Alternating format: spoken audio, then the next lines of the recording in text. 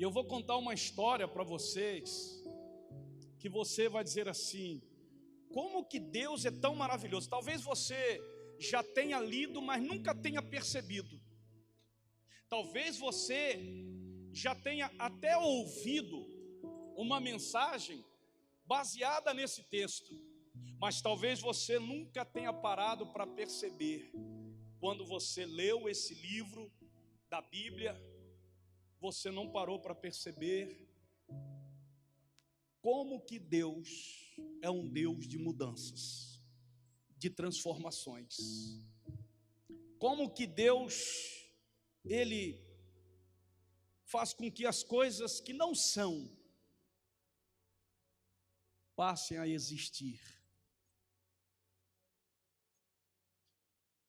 A Bíblia diz em 1 Crônicas, capítulo 4, versículos 9 e 10, conta a história, em 2 versículos, pastor, 2 versículos. A Bíblia conta a história de um homem, entre aspas, que nasceu amaldiçoado. Em 2 versículos, a Bíblia conta essa história. A Bíblia diz assim, em 1 Crônicas, você vai acompanhar a leitura. O nome desse menino era Jabes. Ele se destacou entre seus irmãos. Ou seja, ele era notável. Quem se destaca é notado. Eu vou repetir. Quem se destaca é notado. Você entendeu? Eu só estou apenas dando a interpretação da palavra. Jabes se destacou entre seus irmãos e era muito respeitado. Mas como pastor ele era notável e ao mesmo tempo ele nasceu com uma maldição. Sua mãe lhe deu o nome Jabes. Ah, que dor! Pensando, foi um parto difícil. Dei à luz com fortes dores.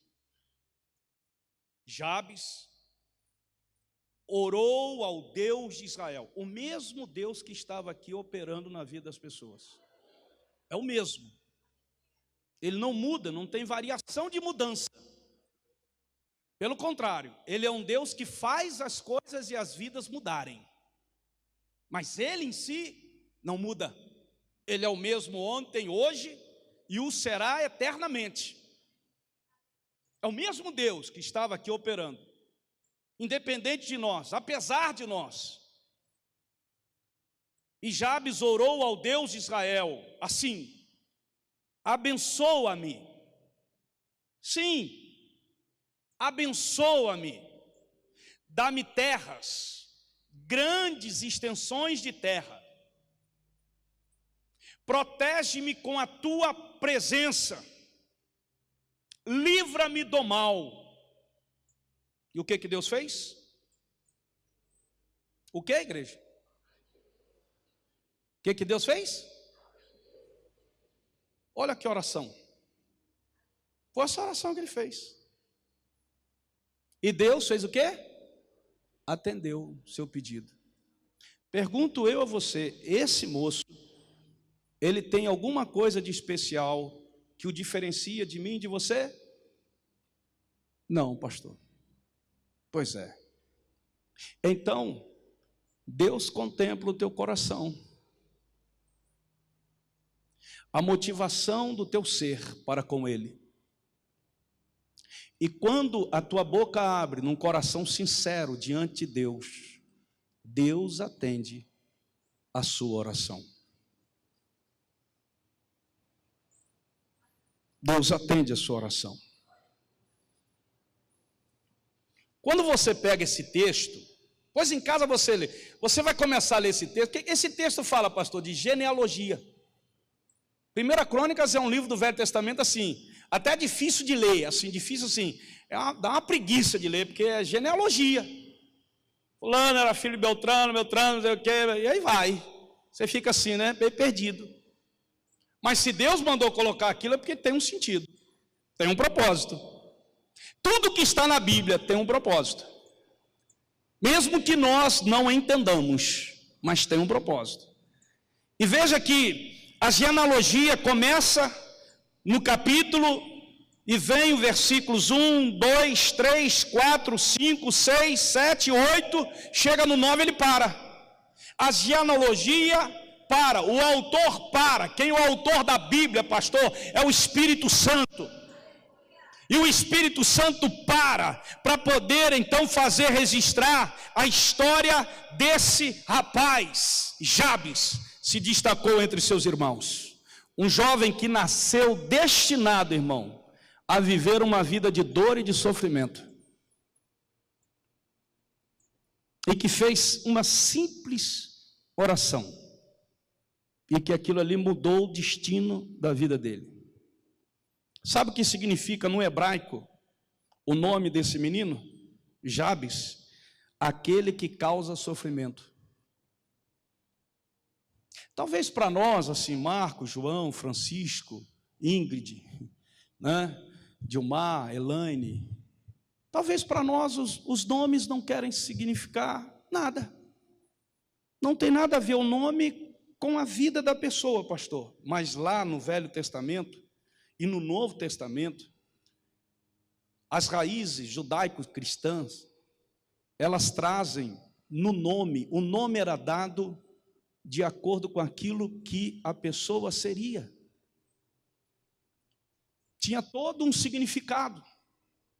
Aquilo influenciaria a vida e o futuro daquela pessoa. Aquele que causa sofrimento. E o que Deus fez? A oração que ele fez a Deus, para que Deus, a primeira coisa que ele falou foi o quê? Abençoa-me, Senhor. Abençoa-me. O que a palavra abençoar no hebraico significa, pastor? Significa a paz do Senhor, a riqueza do Senhor na vida dele. A primeira coisa que ele pediu a Deus é a riqueza de Deus na vida dele. Quando eu falo assim, eu te abençoo, eu estou querendo dizer para você assim, que a riqueza de Deus seja sobre a tua vida. Eu te abençoo, meu filho. Bênção, pai. Bênção, mãe. Vocês se lembram desse tempo? De bênção, pai, bênção, mãe? Né? E que hoje os meninos não fazem mais isso. Né? Mas antigamente isso tinha uma importância tão grande para a nossa vida. A bênção do pai era como se o pai falasse para o filho assim, que a riqueza de Deus seja com você, meu filho. É como uma forma de proteção, de ajuda. Essa foi a primeira coisa que ele pediu ao Senhor na oração dele. Olha como que isso é importante, como que a gente fala muitas coisas e a gente não entende o significado daquilo que a gente fala. E abençoa. E Deus então começou a abençoar a vida dele. Abençoar a vida daquele rapaz, transformando a vida dele, que causava dor e sofrimento, para causar na vida dele, na vida das pessoas, que ele estava vitória, paz, alegria e não sofrimento. Veja, passar por um processo de transformação requer uma disposição muito forte. O processo é a forma de Deus trabalhar, mudando as nossas vidas. Muitas vezes a gente quer que Deus faça a coisa de uma hora para outra, mas diga assim, Deus tem um processo, e é durante esse processo que as coisas acontecem. Não é de uma hora para outra. Deus está trabalhando na tua vida. E muitas vezes você não percebe que é Deus que está trabalhando na tua vida. Por quê, pastor? Porque Ele quer mudar, Ele quer transformar, Ele quer trazer coisas novas na tua vida. Amém? Deus não quer ver você num corpo, sabe, já estagnado, Pastor, por que Deus nos cura? Por que Deus ainda faz os milagres na nossa vida? Porque, querido, Deus quer que você tenha um corpo saudável para glorificar a Ele, para proclamar, para testemunhar do poder dEle. Por isso que nós oramos para que você seja curado. E os ímpios, pastor, a cura e o milagre vêm para que eles creiam que só o Senhor é Deus. Mas ao crente em Cristo não. Então houve uma mudança completa na vida daquele menino. E é o que Deus está fazendo aqui. Depois ele pede a Deus terras, bens, grandes extensões de terra. Depois ele diz assim: protege-me, ele pede proteção. E por último ele diz o quê? Livra-me do mal. E Deus atendeu ao seu pedido. E ali começou um processo de mudança. Diga Deus, diga para o teu irmão que está ao teu lado: Deus está trabalhando na tua vida para realizar grandes mudanças. Eu sei, irmão, que toda mudança ela traz uma inquietação, uma importunação.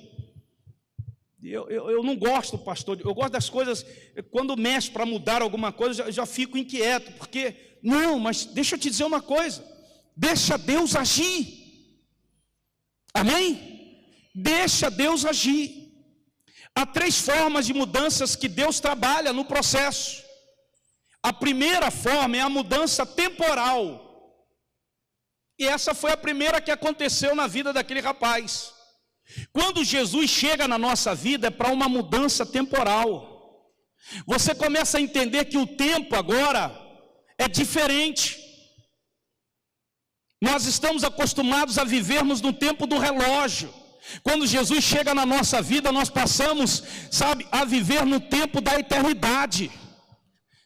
Não é mais o tempo do relógio, é o tempo da eternidade.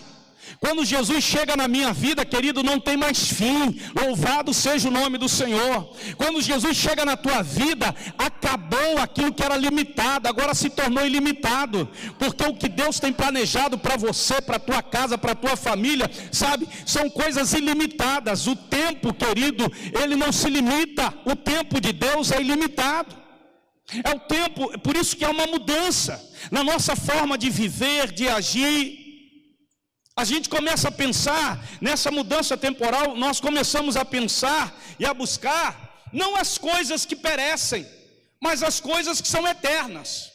Quando Deus começa a mudar a nossa vida, o nosso pensamento passa a ser em coisas, a buscar coisas que são eternas, e não coisas que são passageiras, não coisas que são temporais. Por isso que tem muita gente que não entende isso, mas pastor, porque eles se aproximam de Cristo, Cristo quer começar a processar a mudança nele, transformar a vida dele, mas ele continua buscando as coisas passageiras, as coisas que lhe trazem felicidades momentâneas. Não é isso que Deus quer fazer, e Deus então começa a bater em você. Deus começa a confrontar você. Deus começa a arrancar de você coisas que são passageiras, para que você entenda que as coisas que Ele quer trazer sobre a tua vida são eternas, não são passageiras. Você tem que receber isso e aplaudir ao Senhor, meu irmão, em nome de Jesus. Recebe e aplaude, mas para aplaudir a Ele, nem a mim não.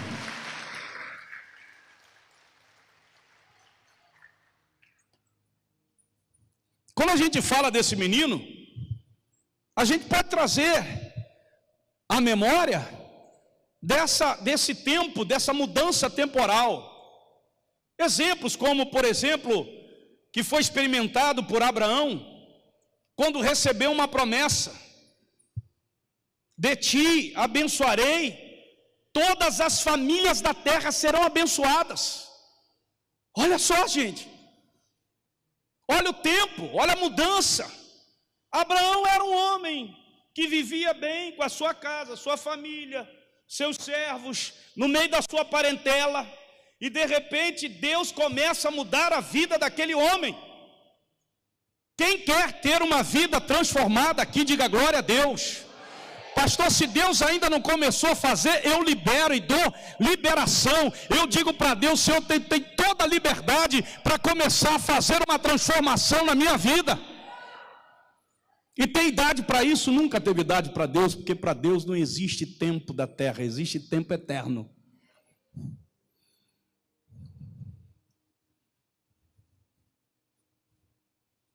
Abraão foi um que viveu isso. Jabes começou a entender isso. Um outro que também experimentou isso foi Moisés.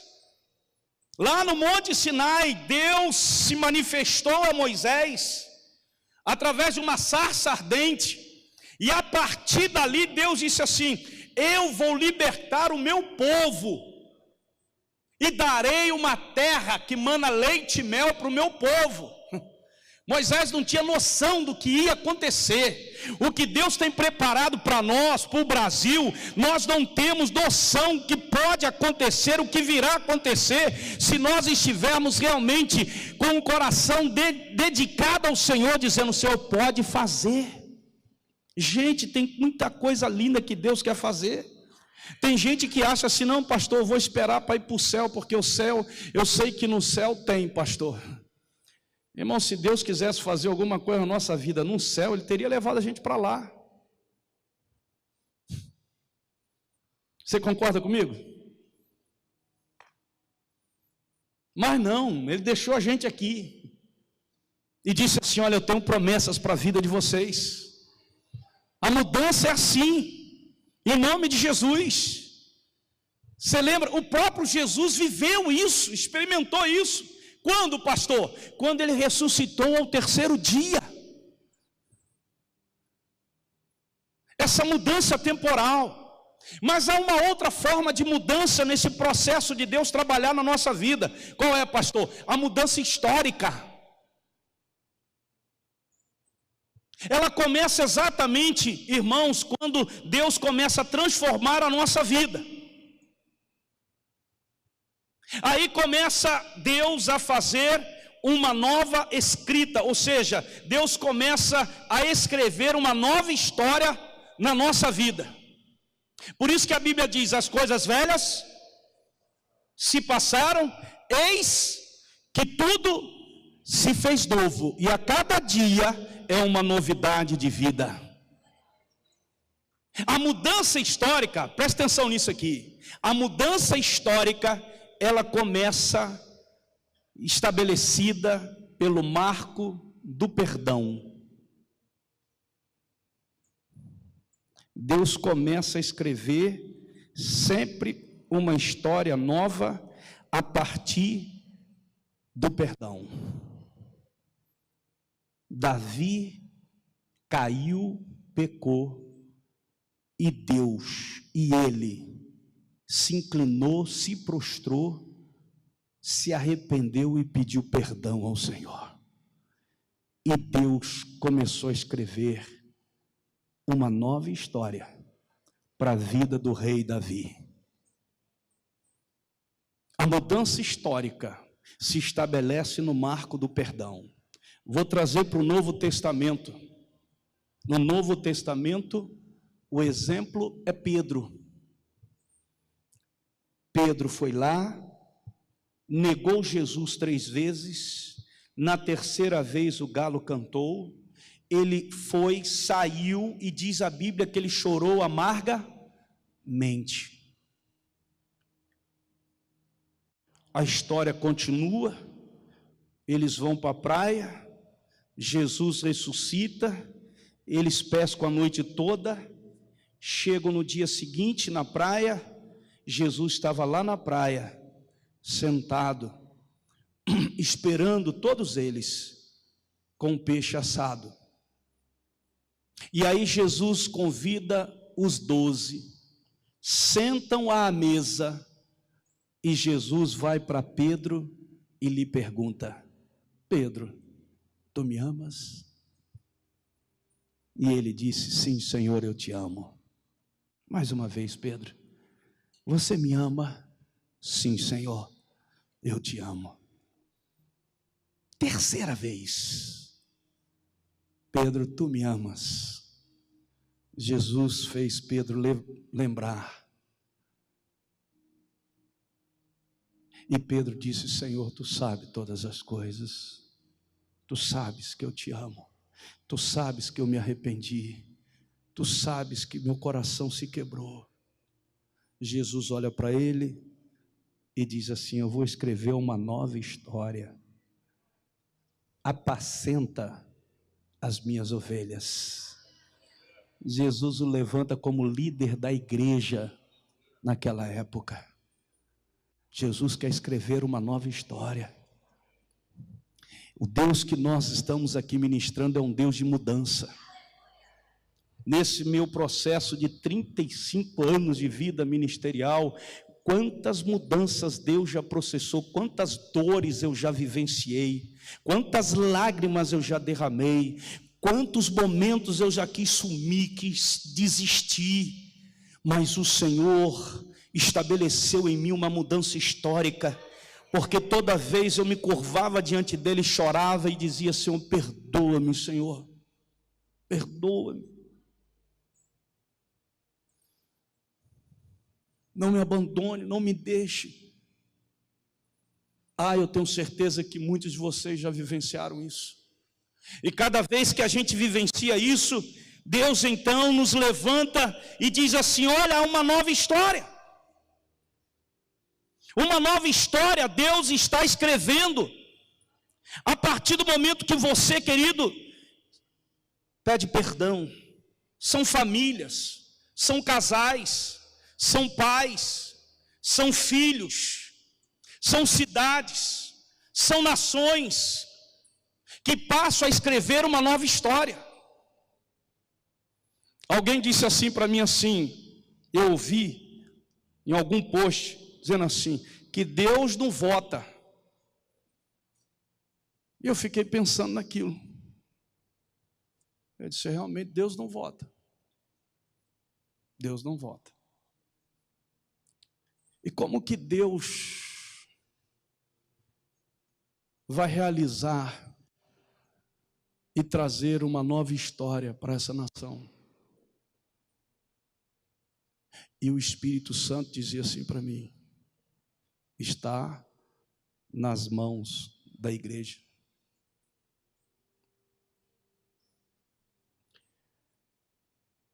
Não tem como. A igreja tem que se arrepender, tem que confessar as suas omissões, tem que reconhecer que ela falhou no processo, que Deus queria tratá-la, moldá-la, porque só assim Deus vai fazer aquilo que Ele quer fazer. Em nome de Jesus, irmãos. Quando eu vejo um crente que diz assim: não, eu vou lavar as minhas mãos, quem lavou as mãos foi Pilatos, gente. Não quero me envolver com isso, pastor. Como que Deus vai escrever uma nova história se nós não queremos reconhecer a nossa falha, o nosso pecado?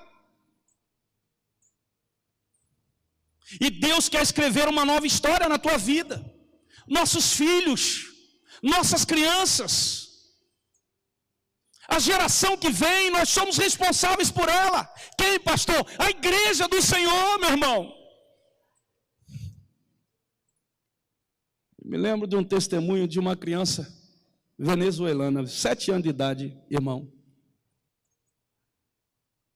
Está aqui no Brasil. E ela estava dando testemunho para uma repórter. E a repórter dizia: por que você saiu do seu país, veio para cá? Está aqui, 7 anos de idade. Não vou dizer nem o que essa criança estava fazendo. Ela disse: porque no meu país a gente estava morrendo de fome. E aqui a gente tem o que comer.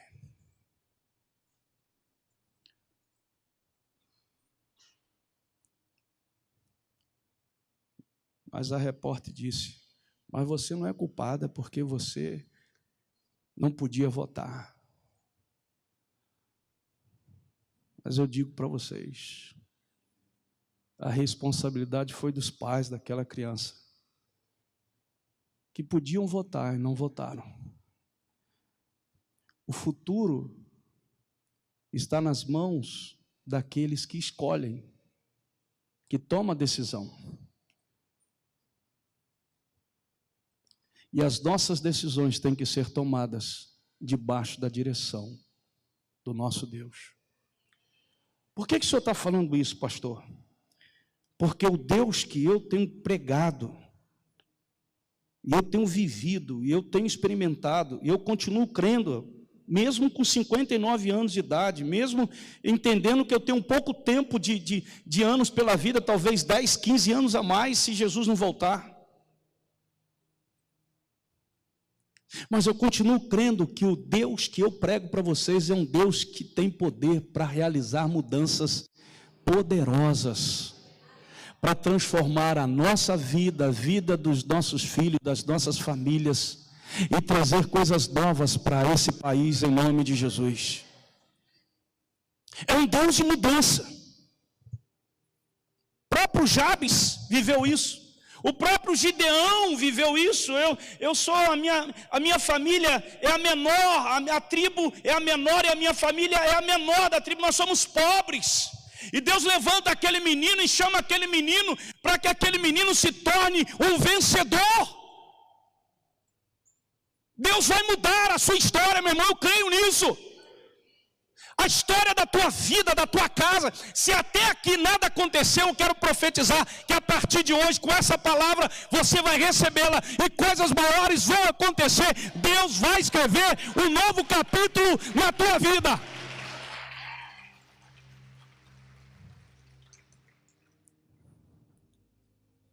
Você pode dizer assim, pastor, mas Deus já não escreveu. Deus já escreveu.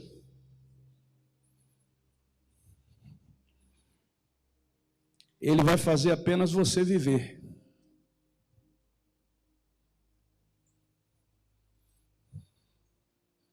Essa escrita, ela é renovada.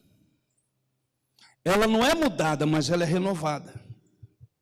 Agora, a terceira mudança, tipo de mudança nesse processo, é a mudança sobrenatural. O que Deus faz? Deus pega o que é natural e transforma em sobrenatural. E Deus pega o sobrenatural e transforma no natural. O que outrora para nós era sobrenatural, hoje é natural. Mas o que outrora era natural, hoje é sobrenatural. Deus é assim. É esse Deus que muda, que faz a transformação. Por isso que a Bíblia diz que nós não vivemos pelo que nós vemos, mas nós vivemos pelo que nós cremos. Você vive pelo que você crê. Amém? Quem te curou? Ah, eu não sei. Eu só sei de uma coisa. Eu era cego e agora vejo.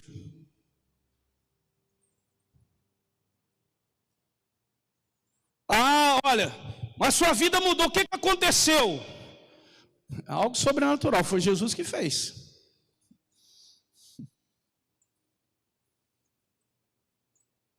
É uma mudança sobrenatural. O surdo passa a ouvir, o coxo, ele passa a andar, o morto passa a ressuscitar. Entenda isso, irmão. Tem gente que pensa assim, pastor, mas nesse tempo que nós estamos, Deus ainda faz isso? Deus ainda faz, porque é o mesmo Deus. Nós não vivemos, irmão, de ilusão, de emoção, nós vivemos de convicção. A fé é a certeza, é a convicção. Ou você acha que eu orei por essas pessoas brincando com elas?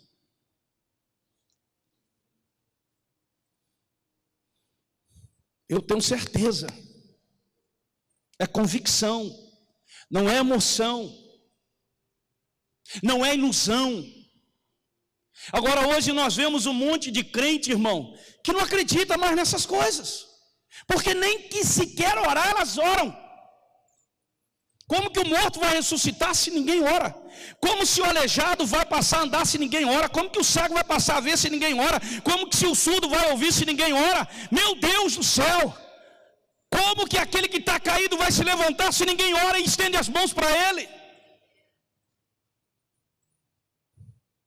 Não tem como. Por isso que essa é a terceira forma de Deus agir. No processo há uma mudança sobrenatural. Deus estabelece o tempo do céu aqui na terra. E as coisas começam a acontecer para a glória do nome do Senhor Jesus. É nesse tempo que Deus começa a agir. Por isso eu creio que muitas coisas grandes ainda estão para acontecer. Ou você acredita como, sabe, ou você pega essa fé, ou você, sabe, se une nessa fé, ou você vai ser uma pessoa frustrada, embora na igreja.